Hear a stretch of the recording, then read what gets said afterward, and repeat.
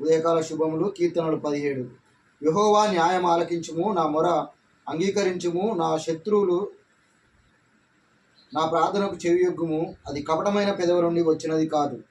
నీ ఎదుట నా హృదయంలో పాపము ఉంచుకొనకుండా, మరి కీర్తనకాడు అంటున్నాడు, వాక్యమును ఉంచుకుంటానంటున్నాడు. మనం చేసేటువంటి ప్రార్థన ఎలా ఉండాలంటే కపటమైన పెదవుల నుండి వచ్చేది అయి ఉండకూడదట. ఆయన ఏమంటుండంటే, ఈ స్థలమందు చేయబడు ప్రార్థన మీద నా కనుదృష్టి ఉంచి ఉన్నాడు. దేవుని యొక్క మందిరంలో ఆయన కనుదృష్టి ఉంటుంది. దేవుని సన్నిధానానికి మనం వెళ్ళి ప్రార్థన చేయాలని భక్తుడు తెలియజేస్తున్నాడు. కాబట్టి దేవుని మార్గంలో న్యాయమైనవి, ఆయన మార్గంలో మనం నడవాలి. మనుషుల మార్గము మరి అన్యాయానికి గురి చేస్తుందట. కాబట్టి ఎవరు ఆయనను ముఖదర్శనం చేస్తారంటే, కీర్తనకాడు అంటున్నాడు, యథార్థవంతులు ఆయన ముఖదర్శనము చేస్తారట.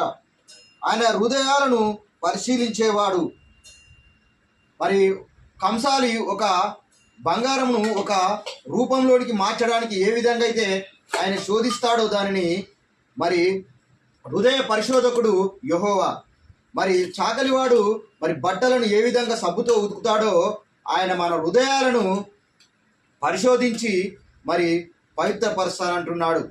కాబట్టి మనం చేసేటువంటి ప్రార్థన ఎలా ఉండాలంటే కపటమైన పెదవుల నుండి వచ్చేటువంటి ప్రార్థన కాకుండా ఆయనకి ఇష్టమైన యథార్థమైన ప్రార్థనగా ఉండాలని ఈ కొద్ది వాక్యము దేవుడు దీవించి ఆశీర్వదించునుగాక. ఆమేన్.